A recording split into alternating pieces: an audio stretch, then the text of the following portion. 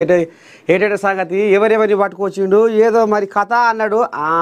ఇక మరి ఓ ఇద్దరు కోళ్ళాగల పట్టుకొచ్చిన దిట్టమైన కోళ్ళాగలే. మార్నింగ్ న్యూస్ విత్ నర్సయ్య తాత మధ్యాహ్నం మోత కార్యక్రమాన్ని సురువులో ఇక మరి వాళ్ళని మీకు ఒకసారి పరిచయం చేస్తా.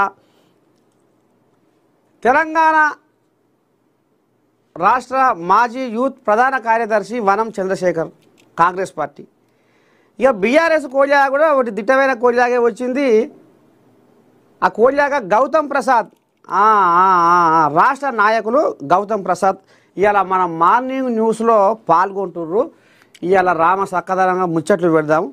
ఏం జరుగుతుంది, జనాలు ఏమనుకుంటుర్రు, ఇగో ఈ కథ ఈ ముచ్చట్లు మనం వివరంగా పూసగుచ్చినట్టుగా తోసిపోకుండా అరుచుకుందాము. చూస్తూనే ఉండరు. నేను ముందుగాల ఒకసారి వాళ్ళకు శనార్థులు చెప్పి స్వాగతం పలుకుదాం. శనార్థి ఓ పిల్లగాళ్ళు గౌతమ్ ప్రసాద్, వనం చంద్రశేఖరు శనార్థులు. అన్నగారు నమస్కారం. శనార్థులు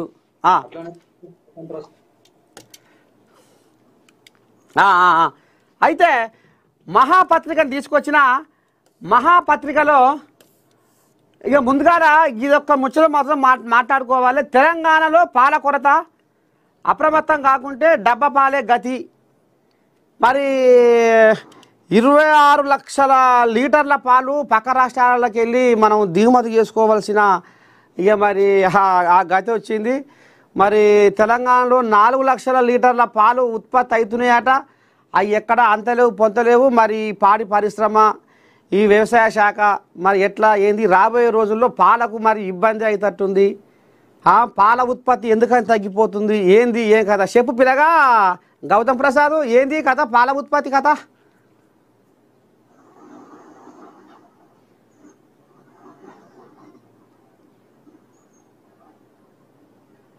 పరిశ్రమ అభివృద్ధిలో ప్రభుత్వం తీసుకోవాల్సిన జాగ్రత్త, అదేవిధంగా అన్ని రకాల చర్యలు అనేది ఇప్పటిదాకా తీసుకున్నట్టుగా కనబడతా ఉంది. ఇప్పుడు ఒక పత్రికలో వార్త వచ్చిందనంటే వాళ్ళు దాంట్లో ఇన్వెస్టిగేషన్ చేసే వాడు చెప్పడానికి అవకాశం ఉంటుంది.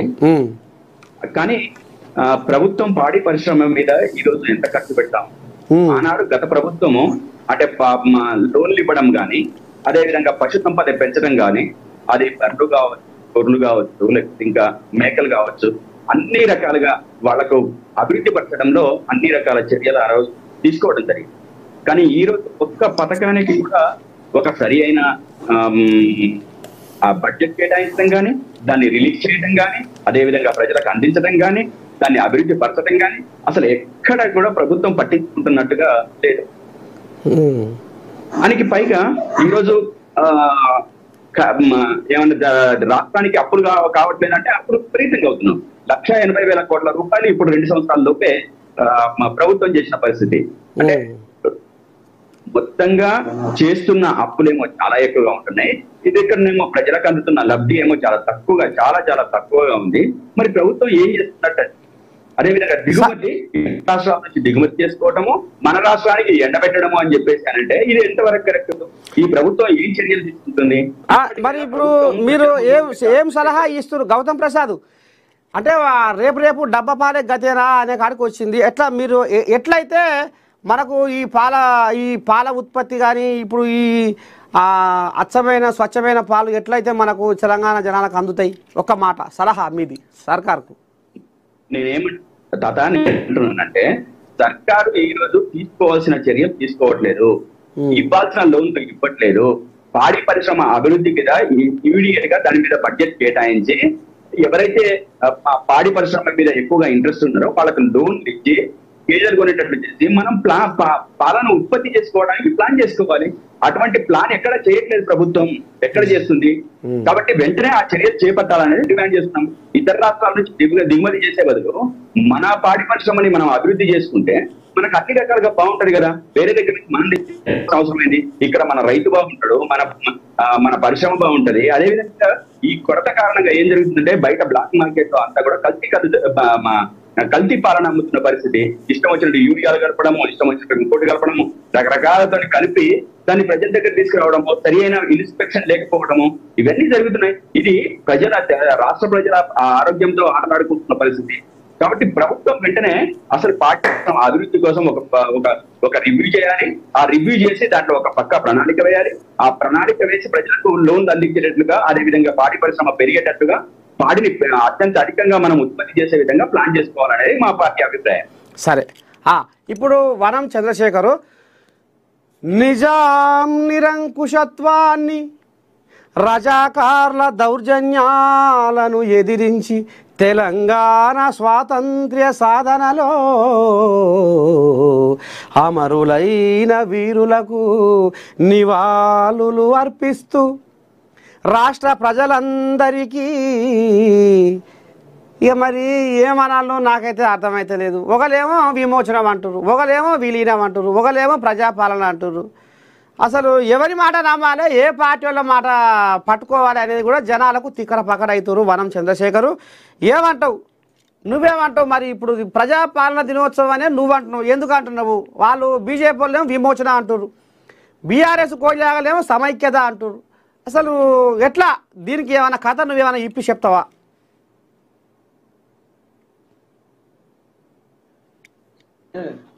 స్వాతంత్ర పోరాటంలో పాల్గొన్న అది అందరికి తెలిసింది. కాంగ్రెస్ పార్టీ ఉద్యమం చేసి అన్ని రకాలుగా చేసి మనకు వచ్చింది. దాని తర్వాత ఒక సంస్థానం రాజుని వాయిస్ బ్రేక్ అవుతుంది. పీసీఆర్ ఒకసారి వాయిస్ చెక్ చేసుకో, వాయిస్ బ్రేక్ అవుతుంది. సర్దార్ వల్లభాయ్ పటేల్ ను మన నెహ్రూ గారు ప్రధానమంత్రి రాజు మీదకి హైదరాబాద్ లో ఉన్నటువంటి మొత్తం దాన్ని చర్చించి ఆ తెలంగాణ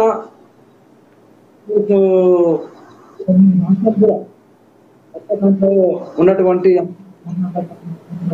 పీసీఆర్ వాయిస్ బ్రేక్ అవుతుంది. నిజాం ప్రభుత్వాన్ని వినపడుతుందన్నా?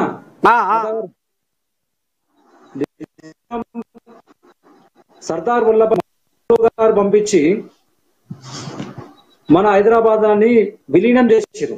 1948 సెప్టెంబర్ 17వ తారీఖు నాడు విలీనం చేసిరు. ఇప్పుడు ఈ బీజేపీ ప్రభుత్వము, అప్పుడు బీజేపీ నాయకులు ఉండరా అన్న? ఎక్కడున్నారా? చేసిన ఎక్కడ ఈ రోజు వాళ్ళు యోచించమంటారు. వాళ్ళు రజాకారులను తీసుకొని పోరాడి నిజాంని చేసింది. దీన్ని దానిని రేవంత్ రెడ్డి గారు చెప్పి ఈరోజు ప్రజాపాలన దినోత్సవం కూడా కాదు.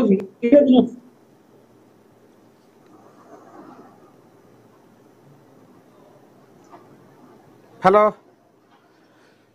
నరసింహ గారు, మీ వాయిస్ బ్రేక్ అవుతుంది ఎందుకో. మరి మీరు కొంచెం ఫోన్ కు దగ్గర ఉండరా? దగ్గరనే ఉన్నా. ఎట్లా మరి ఇప్పుడు ప్రజాపాలన దినోత్సవంగా మీరు అనుకుంటుర్రు, మరి ఒక పార్టీ విలీనం అంటారు, ఒకసారి ప్రజాపాలన అంటారు.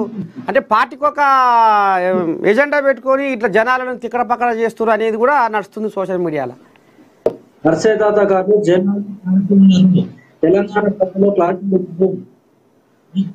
ఈ దేశానికి కావాల్సింది కాంగ్రెస్ పార్టీ, తీసుకొచ్చింది పార్టీ. ఈ హైదరాబాద్ చేసింది కాంగ్రెస్ పార్టీ. సెప్టెంబర్ 1947లో హైదరాబాద్ చేసింది. ఇది అందరికీ ప్రభుత్వం దీనికి ఒక రంగు ఏం చెప్తుందంటే యోచన ఒక దేశం ఉన్న ఆశ్రమాలు నిజాం ప్రభుత్వాన్ని తీసుకొచ్చి భారతదేశం చేసింది చెప్తుంది. మాట్లాడుతుంది ఈ రోజు ఎవరో చెప్తున్నాను కాదు. ప్రజాపాలన ఇందిరా ప్రజాపాలన ఈ రోజు ప్రజాపాలన కూడా మేము చేసుకుంటున్నాం.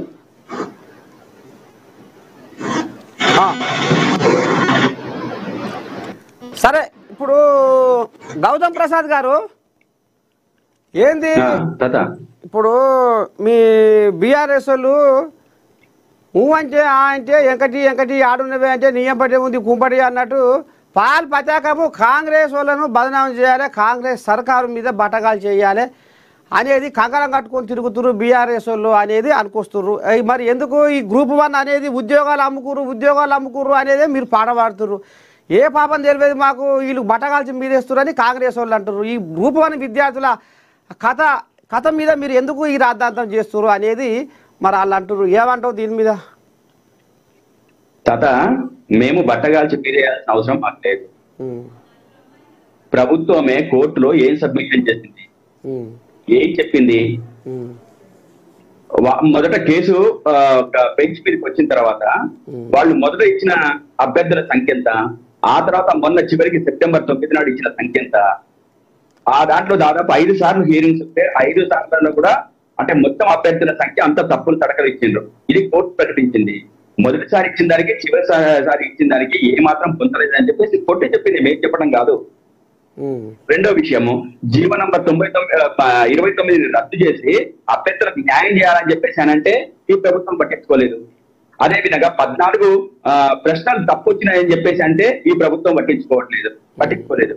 రిజర్వేషన్ ని సరిగా పాటించలేదు. ఈ దాని కారణంగా ప్రభుత్వం చేసిన తప్పుల కారణంగా ఈ రోజు అనేక అనుమానాలు వస్తున్నాయి. అక్రమాలు జరిగినట్టుగా అనుమానాలు వస్తున్నాయి తప్ప ఈ ఎలిగేషన్స్ ఎప్పుడు వచ్చినాయి? కోర్టు తీర్పు తర్వాత దాంట్లో లొసుగుల తర్వాత ఇవి అమ్ముకోవడానికి అవకాశం ఉన్న దాని ప్రకారంగా ఉంది కాబట్టి ఎలిగేషన్స్ వచ్చినాయి అంతే తప్ప మేము వెంటబడి అదే విధంగా కాంగ్రెస్ మీద మేము పేర్లు పెట్టాల్సిన అవసరం మాకు లేదు. ఈ ప్రభుత్వమే కోర్టు సరైన సబ్మిషన్ చేయలేదు.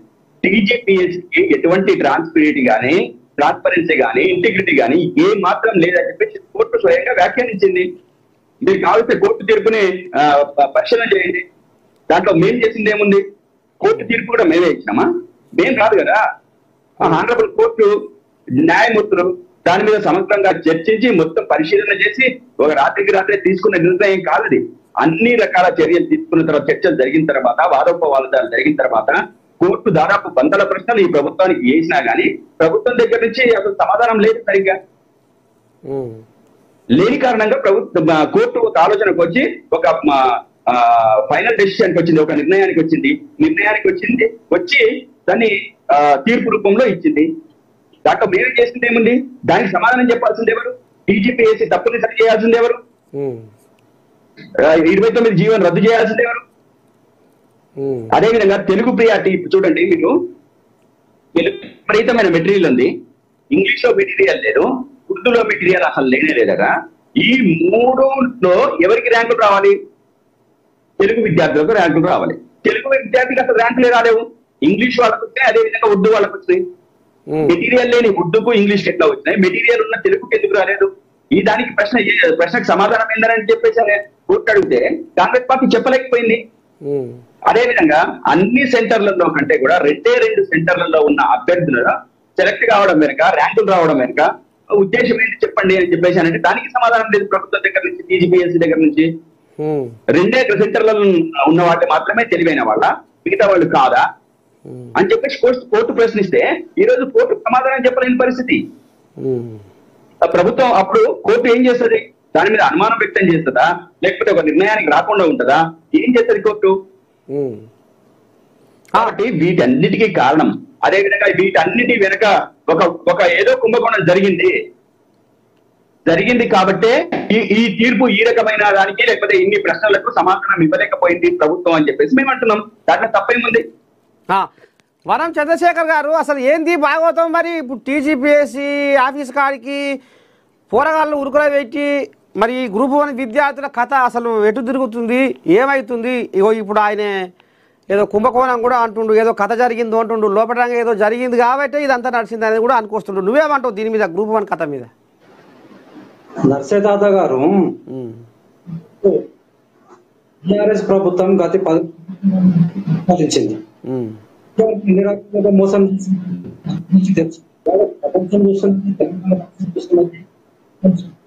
గ్రూప్ 1 పరీక్షల కోసం రేవంత్ రెడ్డి సర్కార్ గారు నిర్దిష్ట సమయం అన్ని రకాల అవగాహన పెద్ద ఎత్తున తాత నాకు అసలు ఏమి వినపడట్లేదు. గ్రూప్ కానీ అన్ని కానీ అసలు 10 సంవత్సరాలు జరిగింది. వ్యక్తిగత ఏంటంటే TRS social media YouTube channel కలిసి మీద వేయడం ఏమున్నది? మీది వాయిస్ అంటే 500 విద్యార్థులు 563 మంది విద్యార్థులు ఎగ్జామ్ రాసి ఉన్నారు. 3 రూపాయలకు అమ్ముడుకున్నాను నేను. ఎమ్మెల్యే గారు నిరూపించాలి, సాక్ష్యం ఉండాలి. ప్రకారంగా కోర్టు చెప్పింది. చంద్రశేఖర్ గారు మీ వాయిస్ ఎందుకో బ్రేక్ అవుతుంది, మీకు సిగ్నల్ సరిగ్గా లేనట్టుంది. కొంచెం సిగ్నల్ ఉన్న కాడ కూర్చోరా దయచేసి. పైన మీరు మాట్లాడేది క్లారిటీగా వినపడతలేదు, బ్రేక్ అవుతుంది వాయిస్, క్లారిటీ లేదు. కొంచెం సిగ్నల్ ఉన్న కాడ ఏమన్నా కూర్చోండి ప్లీజ్. ఇప్పుడు వినపడుతుందా? మీరు ఇయర్ ఫోన్స్ పెట్టుకురా? అవునవును. ఇప్పుడు మాట్లాడు. ఇప్పుడు గత 10 సంవత్సరాల నుంచి టిఆర్ఎస్ పార్టీ ఏం చేసింది విద్యార్థులకు అనేది అందరికి తెలుసు.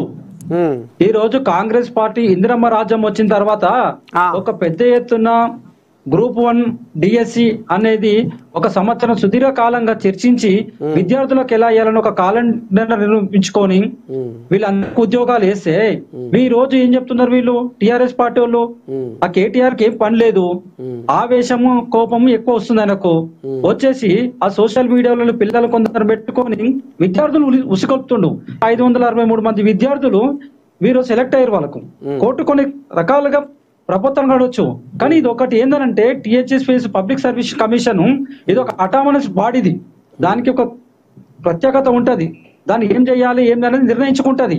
సివోలు తీసినా ప్రభుత్వం ఒక చూసుకోగలుగుతుంది. అంతేకాని దాని పబ్లిక్ సర్వీస్ అనేది గతంలో వీళ్ళెవరు పరిపాలించిన దానికి స్వాతంత్రం ఉన్నది. దానికి వాళ్ళ న్యాయ నిపుణులతో చర్చించి విద్యార్థులకు ఎవరికి అన్యాయం జరగకుండా గ్రూప్ 1 విద్యార్థులు ఆలోచన చేసి ఈ రోజు ఒక స్కూల్లో ఏ సెక్షన్ బి సెక్షన్ ఉంటదండి, ఉంటుంటది. ఒక సెక్షన్ లోనే బి సెక్షన్ ఒక ఇద్దరు పిల్లలు ఫస్ట్ 1 సెకండ్ 1 ఉంటారు.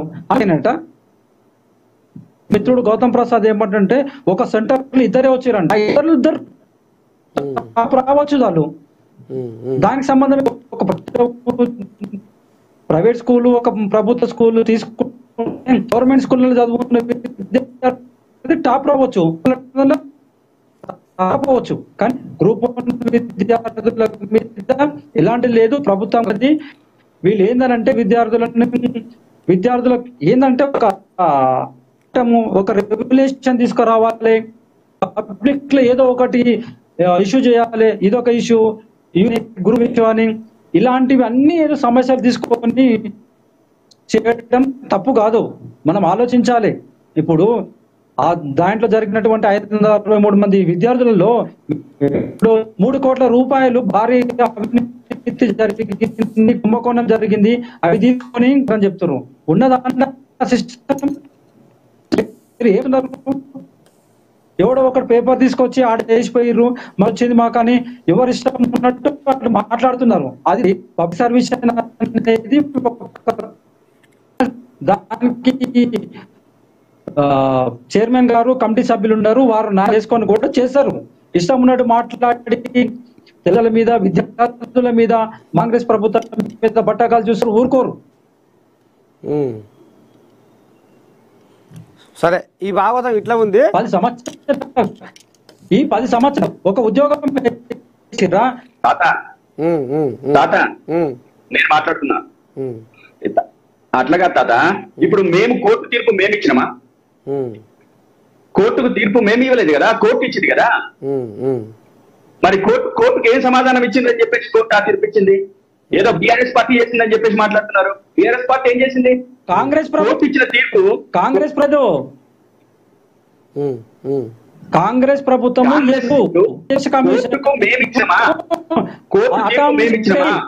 కోర్టు తీర్పు గౌరవించలే, మీరైనా గౌరవించలే.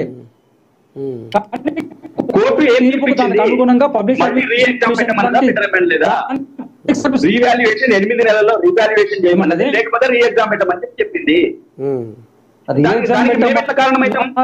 రీవాల్యుయేషన్ పెట్టా మీరు కారణం అంటే లేదు. 8 నెలల్లో రీవాల్యుయేషన్ చేయమని చెప్పింది. ఒకవేళ చేయకపోతే రీ-ఎగ్జామ్ పెట్టమని చెప్పింది కోర్టు. ఎవరు కాదు, నేను ఏమంటున్నా బ్రదర్, కమిషన్ అది దానికి సంస్థ ఉంది, నిపుణులతో కొట్టుకుని 2వ బెంచ్ 3వ బెంచ్ చాలా రకాలు ఉంటది. దాని మీద ఒక నిర్ణయం తీసుకొని విద్యార్థులకు అప్లై చేసిన వాళ్ళకు ఎవరికి అన్యాయం జరగకుండా అన్ని రకాల కోర్టుకు సమాధానం చెప్తుంది. మా పార్టీ మీద, కాంగ్రెస్ పార్టీ మీద, ప్రభుత్వం మీద దాని మీద వేస్తే మాకేం సంబంధం అండి? అది మాకు సంబంధం లేదు కదా. అది ఖచ్చితంగా ఏంటంటే పబ్లిక్ సర్వీస్ కమిషన్ ఉన్నది. ఎవరు ఎన్ని ధర్నాలు చేసినా, ఎన్ని రస్తారోకోలు చేసినా, ఎంత మంది చేసినా ప్రజలు, విద్యార్థులు అందరూ దాన్ని సన్వినయంగా ఆలోచిస్తున్నారు, చూస్తున్నారు. దానికి ఏం చేయాలనేది తుది వరకు ఒక నిర్ణయం తీసుకుంటుంది. దానికి దానికోసం కొంచెం ఓపిక పట్టాలి. ఇక డిస్టర్బెన్స్ ఉంది తాత, ఏమి వినపడట్లేదు. కొంచెం చంద్రశేఖర్ గారు మీ వాయిస్ కొంచెం బ్రేక్ అవుతుంది, కొంచెం సిగ్నల్ ఉన్న కాడ కూర్చుంటే బాగుంటుందేమో. మీరు మాట్లాడేది సరిగ్గా వినపడతలేదు. కొంచెం నువ్వు ప్లేస్ మార్చి కొంచెం పైన కూర్చుంటే మీకు సిగ్నల్ కొంచెం తక్కువ ఉన్నది. గౌతమ్ ప్రసాద్ గారు, ఏంది పిల్లగా ఈ పంచాయతీ సలగుండా హ్యాపీ రావు ఘోరాలు కవితక అప్డేట్స్ వైరల్ టైం చెప్పి మరీ సోషల్ మీడియాలో పోస్టులు పెడుతుంది కవిత టీం. అక్రమాల టానిక్ పన్నీరు వారి పాలదంద ముచ్చట అంటూ ఎక్స్లో స్టోరీ పోస్ట్ చేశారు కవితక్క అప్డేట్స్. అన్నయ్య కలిపిన అనుబంధం టానిక్, దళితుల్ని ముంచిన పాలు అంటూ ట్యాగ్ లైన్ పెట్టారు. నేరేళ్ల నేరాలు, హ్యాపీ రావు ఘోరాలు అంటూ సెటైర్లు వేశారు. కొంపలో కుంపని పెట్టిన హ్యాపీ రావు అంటూ సంతోష్ రావును టార్గెట్ చేశారు. అసలు ఏంది పెద్ద మనిషికి ఈ నీళ్ళు ఇచ్చి గోళీలు వేసి షటపడ ఆయనకు తోకాసరయ్యి ఆయన కాడ ఉన్నందుకు సేవ చేసినందుకు ఆయన మీద బదనాం అనేది ఉందా? లేకపోతే కవితమ్మ ఎందుకు ఇట్లా పగబెట్టి తాజ్మాం పగబెట్టినట్టు పగబెట్టి పడగిప్పి ఇట్లా కాటయ్య చూస్తుంది? అసలు ఏమి నడుస్తుంది? ఏంది పంచాది? తాత, కవితక్క విషయంలో మేమేం మాట్లాడదలుచుకోలేదు తాత, క్లియర్ గా చెప్తున్నాము. ఆమె ఏం మాట్లాడుకుంటుందో మాట్లాడుకొని, మేము ఆమెకు సంబంధించిన విషయాలలో మా పార్టీ కూడా క్లియర్ గా ఏం స్పందించాల్సిన అవసరం లేదని మా పార్టీ మాకు ఇచ్చిన గైడెన్స్. కాబట్టి తను ఏమన్నా రాసుకొని, ఏమన్నా పూసుకొని, ఏమన్నా చేసుకొని మాకేం సంబంధం లేదు.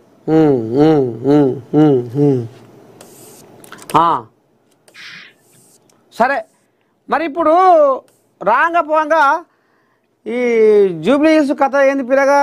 జూబ్లీ హిల్స్లో మరి ఇప్పుడు ఎంఐఎంలు ఉన్నారు, మొత్తానికి కాంగ్రెస్ కంచుకోట.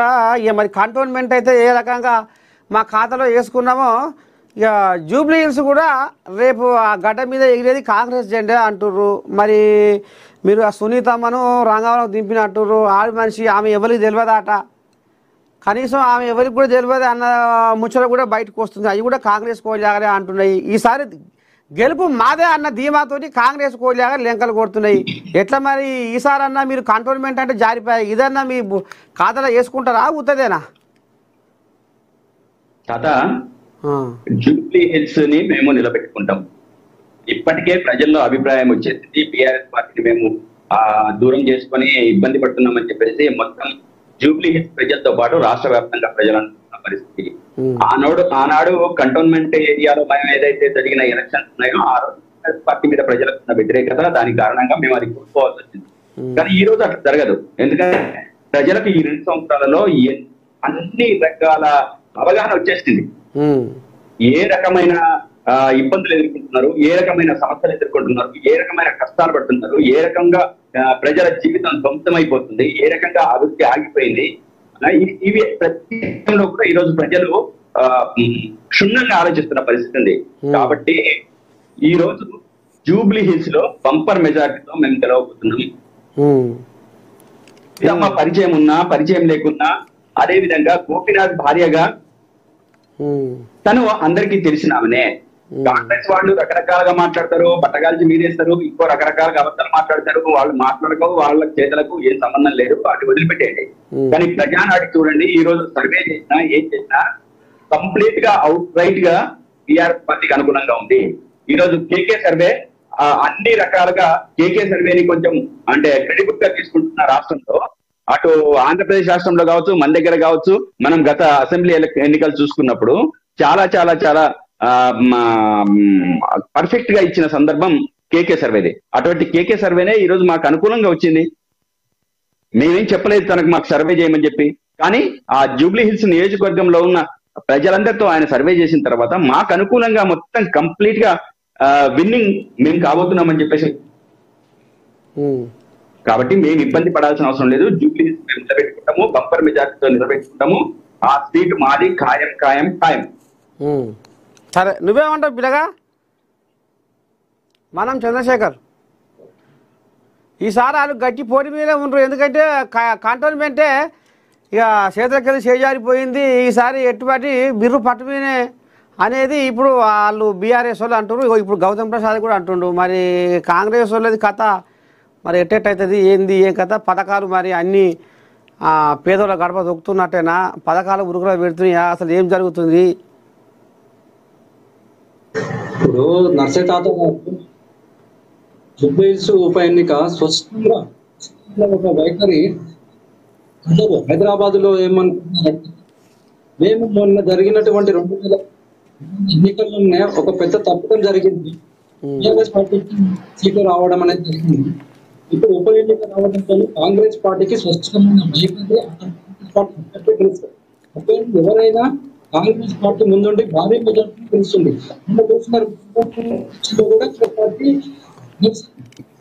ఇప్పుడు మాకు ఇచ్చినటువంటి పథకాలు కాంగ్రెస్ పార్టీ కానీ, ఉచిత కరెంట్ కానీ,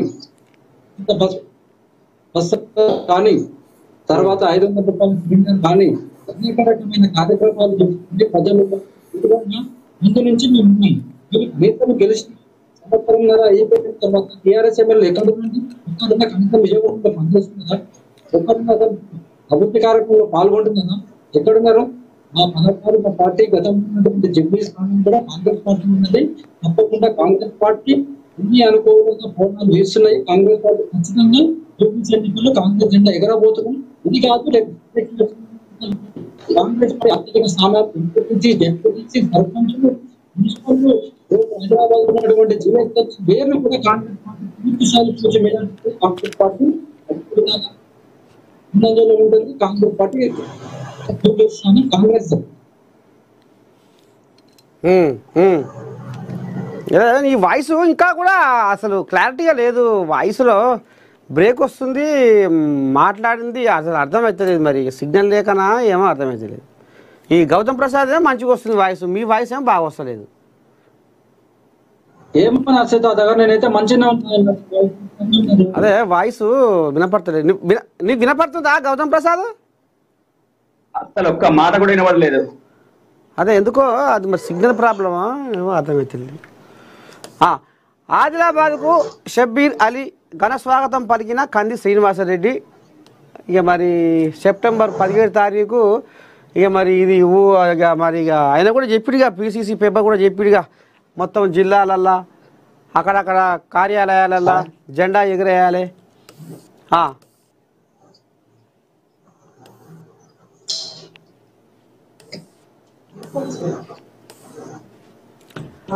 హడ్డిమారి గుడ్డి దెబ్బలో గెలిచిన పొంగులేటి, ఈసారి ఎట్లా గెలుస్తారో చూస్తా. తెలంగాణ భవన్లో కేటీఆర్ సవాల్. పోయిన దీపావళికి పొంగులేటి బాంబులు పేరుతాయని చెప్పారు. పొంగులేటితో బీజేపీ కుమ్మక్కయ్యారు. తెలుగువారికి ఎన్టీఆర్ ఎంతో, తెలంగాణకు కేసీఆర్ అంతా. ఈ మరి కథ ఇట్లా ఉంది. మరి మొన్న పార్లమెంట్ ఎలక్షన్లల్లో బీజేపీ వాళ్ళు బీఆర్ఎస్ వాళ్ళు సోపతయ్యారు అనేది కరీంనగర్లో ఏదో ఆడియో కూడా లీక్ అయింది. అసలు మళ్ళీ ఇప్పుడేమో బీజేపీ తోటి అనేది కథ నడుస్తుంది. అసలు ఏంది గౌతమ్ ప్రసాద్ ఈ కథ? బీజేపీ వాళ్ళు బీఆర్ఎస్ వాళ్ళు సోపత అనేది మొన్న ఆ పార్లమెంట్లో గుసగుస నడిచింది. మళ్ళీ ఎమ్మెల్సీ ఎలక్షన్లలో కూడా వాళ్ళకే సపోర్ట్ చేసిర్రు. వీళ్ళు అసలు పోటీకే రంగంలోనే లేరు అనే కథ. మళ్ళీ ఇప్పుడు మీ కేటీ రాములు ఏంది గిట్లా అంటుండు, పెద్ద మనిషి పొంగులేటుతో బీజేపీ ఏదో అంటుండు. మరి అసలు ఏంది భాగవతం, జనాలు ఏమర్థం చేసుకోవాలి? తాత ఈరోజు పొంగులేటి మాట్లాడుతున్న మాటలు గాని, అదే విధంగా అక్కడ మాకున్న బలం గాని, దాని కారణంగా ఈ రోజు ఖచ్చితంగా రేపు రాబోయే ఎలక్షన్స్ లో పొంగులేటి ఏ విధంగా గెలుస్తాడనేదే మా ప్రశ్న. చూస్తాము మేము అన్ని రకాలుగా మేము బీజేపీతో పొత్తున్నామా, బీజేపీతో పొత్తులేమా, మేము ఇంటరిగా పోరాడుతున్నామా, కాంగ్రెస్ ఏ ప్రచారం చేస్తుంది, కాంగ్రెస్ ప్రచారంలో ప్రజలకు ఏ విధంగా మభ్య పెట్టడానికి ప్రయత్నం చేస్తా ఉంది, వాళ్ళు చేస్తున్న ఆరోపణలు ఏవైతే ఉన్నాయో ఆ ఆరోపణల ప్రధాన సమితిలో ఉన్న మీడియా ఏ ప్రచారం చేస్తా ఉంది. నెక్స్ట్ ఎలక్షన్స్ తో అన్ని పటాపట్టులైతే మేము బీజేపీతో పొత్తు కలవాల్సిన అవసరం మాకేముంది? రకం విలీనం చేస్తారని చెప్పేసి, ఇంకోటి చేస్తారని చెప్పేసి మా మీద ఏదో వ్యతిరేకత ఉండి గతంలో మాకు సీట్లు రాలేవు. ఏ పార్టీకైనా ఖచ్చితంగా ఎలక్షన్స్ లో ఉన్నప్పుడు ఒక పార్టీకి వ్యతిరేకంగా ఉంటారు, ఒక పార్టీకి అనుకూలంగా ఉంటారు, ఒక ప్రభుత్వం వస్తది, ఇంకో ప్రభుత్వం దిగిపోతుంది. ఇది ప్రజాస్వామ్య వ్యవస్థలో ఎన్నికల ఒక ప్రక్రియ. ఆ ఎన్నికల ప్రక్రియలో భాగంగా ఒక ప్రభుత్వాన్ని కానీ ఒక పార్టీని అధికారంలో తీసుకురావడం ప్రజల ఇష్టం, ఒక పార్టీని దించడం ఒక ప్రజల ఇష్టం. దాంట్లో భాగంగా చూడాలి తప్ప అదే విధంగా బీజేపీతో మేము పొత్తు పట్టుకున్నాం లేకపోతే బీజేపీతో విలీనమైనామని చెప్పేసి మేము ఎక్కడైనా స్టేట్మెంట్ ఇచ్చినామా, లేకపోతే మేము ఏమైనా పనిచేసినామా? వాళ్ళే బల్మూరి వెంకట ఎమ్మెల్సీ ఎలక్షన్స్ లో వాళ్ళు కలిసి పనిచేస్తున్నారు. అదేవిధంగా నిన్న కాంగ్రెస్ పార్టీ అదేవిధంగా బీజేపీ అభ్యర్థి ఒక మీటింగ్ లో కలుసుకొని మాట్లాడుకున్న పరిస్థితి. వాళ్ళు ఇక్కడ రాష్ట్రంలో బాయిగా ఉంటున్నారు. అదేవిధంగా రేవంత్ రెడ్డి గారు క్లియర్ గా చోటే బాయ్ భాడే బాయ్ మాట్లాడిన పరిస్థితి మీరందరూ చూస్తుంటే మనం అందరం చూసిండే కదా.